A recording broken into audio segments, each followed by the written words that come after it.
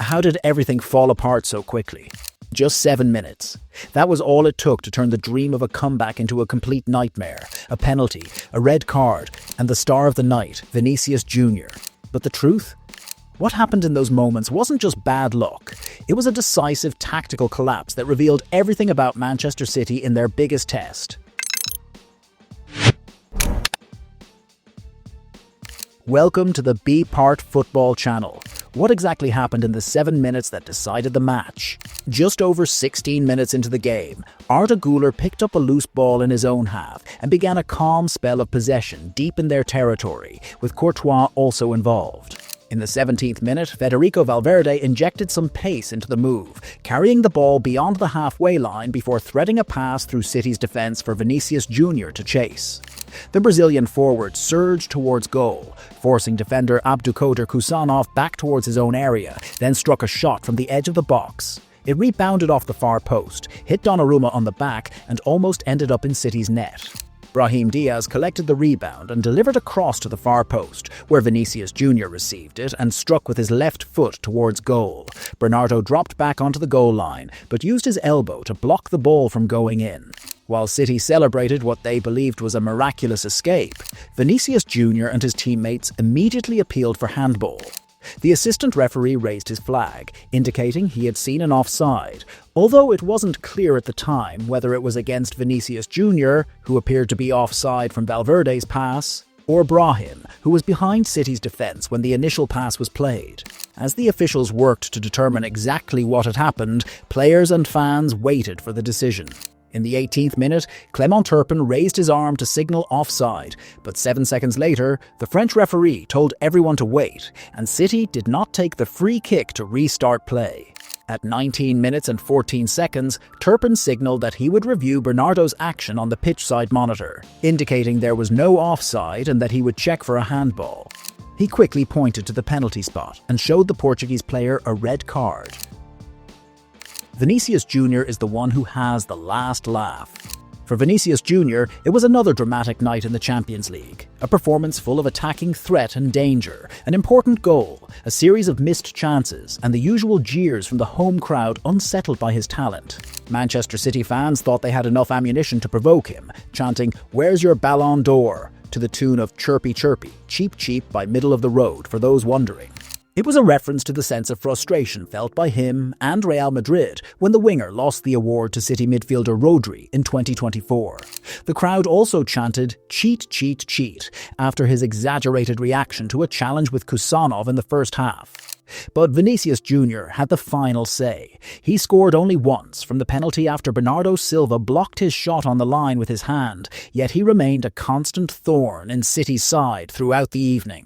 As he later explained to Amazon Prime, his celebration, in which he mimicked crying, was a response to the banner City fans displayed against him last year after he lost the Ballon d'Or, which read "Stop Crying." He said, as translated by Alex Aljo from Prime, "The last time I came to Manchester City, they mocked me and said I was crying. I didn't mean to offend the City fans. It was just a way to prove myself to them." How did Guardiola change things? Manchester City's initial lineup was as attacking as possible, featuring what is considered their most effective forward line, including Jeremy Doku, Haaland and Ryan Cherki. Although Antoine Semenyo and Omar Marmoush have been in excellent form recently, Guardiola admitted in his press conference after the 1-1 draw with West Ham United that he had misjudged things. The trio lined up ahead of the more attack-minded midfielder Tijani Reinders, while Bernardo and Rodri also pushed forward into attacking areas in the early minutes. This created early opportunities for Reinders and Rodri, but they were denied by a last-ditch block from Dean Huijsen and another save from Courtois. Bernardo's dismissal led Manchester City to largely abandon their coordinated high press and drop slightly deeper. Real Madrid were able to find the free man in possession and exploit spaces behind the defence, as they did before their goal, which reduced City's threat in the final 10 minutes before half-time. The introduction of Marc Guéhi and Nathan Ake in the second half was not as defensive as it appeared on paper. Alongside the impressive Kusanov, they formed a back three, with the fullbacks pushing forward and wide, allowing Doku to operate in central areas near Cherki and behind Haaland.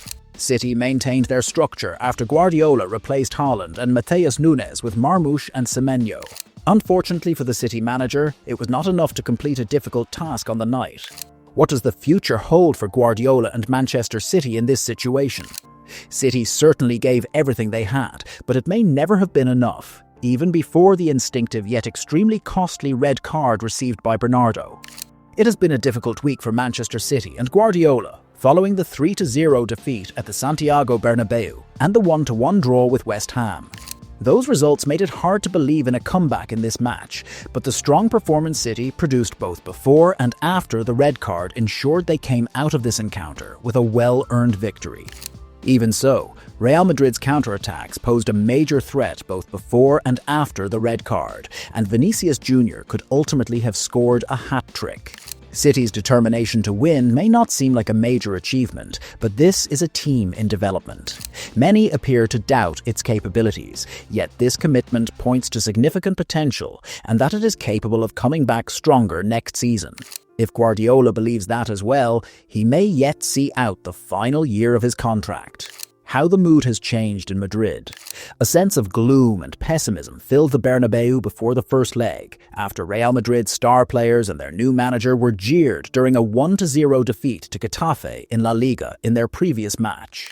However, the past 10 days have been impressive for Real Madrid. Valverde has scored 5 goals in 3 matches. Arda Güler scored from 68 metres in last week's 4-1 win over Elche, and now a dramatic yet ultimately comfortable qualification for the quarter-finals tonight. Everyone at Real Madrid is delighted to have beaten Manchester City, especially at the expense of former Barcelona player and manager Pep Guardiola. They are also aware that the winner of this tie has often gone on to claim the title in recent years: Real Madrid in 2022, Manchester City in 2023, and Real Madrid in 2024. Arbeloa kept his tactics simple in both legs, but his players responded. The same team that struggled under Xabi Alonso earlier this season now appears far more energized.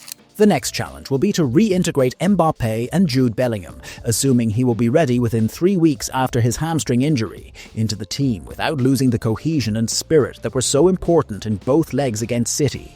But these 2 matches have significantly lifted morale around the Bernabeu, and they will head into the quarter-finals, most likely against Bayern Munich, with confidence and composure.